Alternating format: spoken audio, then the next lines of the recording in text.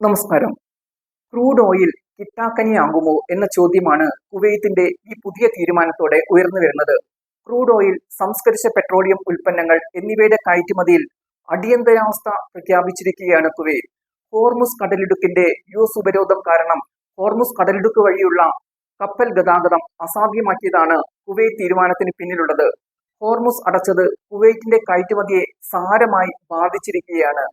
Crude oil കയറ്റുമതിയിലാണ് കുവൈത്തിന്റെ പ്രധാന വരുമാനം. Hormuz Iran അടച്ചതോടെ വെട്ടിലായത് Kuwait കൂടിയാണ്. ക്രൂഡ് ഓയിൽ കരാർ ഒപ്പിടുന്ന വേളയിൽ ഫോഴ്സ് മഷർ എന്ന ക്ലോസ് കൂടി കുവൈറ്റ് ഉൾപ്പെടുത്താറുണ്ട്. എന്തെങ്കിലും അടിയന്തര സാഹചര്യങ്ങളിൽ കരാർ വ്യവസ്ഥകൾ നടപ്പാക്കാൻ സാധിക്കാതെ വരുമ്പോഴാണ് ഫോഴ്സ് മഷർ പ്രഖ്യാപിക്കുന്നത്. കുവൈറ്റ് എണ്ണ കയറ്റുമതി തുടരുമെങ്കിലും എല്ലാ രാജ്യങ്ങൾക്കും എണ്ണ ലഭിക്കില്ല. ലഭിക്കുന്ന എണ്ണയുടെ അളവും കുറയും. കുവൈറ്റ് തീരുമാനം ഇന്ത്യയെയും ദോഷകരമായി ബാധിക്കുന്നതാണ്. കുവൈത്തിൽ നിന്ന് എണ്ണ വാങ്ങുന്ന പ്രധാന രാജ്യമാണ് ഇന്ത്യ. കുവൈത്തിന്റെ എണ്ണ കയറ്റുമതി കുറയുമ്പോൾ അത് ഇന്ത്യയെയും ബാധിക്കും. ഇന്ത്യയിലേക്ക് വരുന്ന എണ്ണയുടെ അളവ് കുറയും. ഇറക്കുമതി എണ്ണയെ ആശ്രയിക്കുന്ന ഇന്ത്യക്ക് വലിയ തിരിച്ചടിയാണ് അപ്പോൾ ലഭിക്കുക. ഇത് ഇന്ത്യയെ പൊതുവെ ബാധിക്കുകയും ചെയ്യും. ആഗോള വിപണിയിൽ എണ്ണവില കൂടുമ്പോൾ ഇന്ത്യയിലെ എണ്ണ കമ്പനികൾ പെട്രോൾ, ഡീസൽ, വിമാന ഇന്ധന വില നിരക്കുകൾ വർദ്ധിപ്പിക്കും. അപ്പോൾ ചരക്കുകൂലി വർദ്ധിക്കും.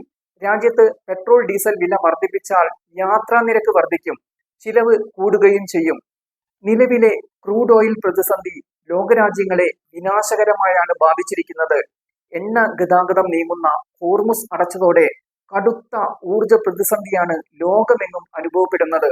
ഇനി ഹോർമുസ് തുറന്നാലും ആഗോള എണ്ണ പ്രതിസന്ധി അടുത്തെങ്ങും ശമിച്ചേക്കില്ലെന്നാണ് കണക്കുകൾ സൂചിപ്പിക്കുന്നത്. ഇന്ത്യ ഉൾപ്പെടെയുള്ള രാജ്യങ്ങളിൽ ഇപ്പോൾ ക്രൂഡ് ഓയിൽ സ്റ്റോക്കുകൾ കുറയുകയാണ്. ഇന്ധന വിതരണവും കുറയുകയാണ്. കുവൈറ്റ് തീരുമാനത്തിൽ ഇനി മാറ്റം വേണമെങ്കിൽ യുദ്ധം അവസാനിക്കുകയും ഹോർമുസ് തുറക്കുകയും ചെയ്യണം. ഇത് വന്നാൽ മാത്രമേ എണ്ണ കയറ്റുമതി സാധാരണ ഗതിയിലാവുകയുള്ളൂ.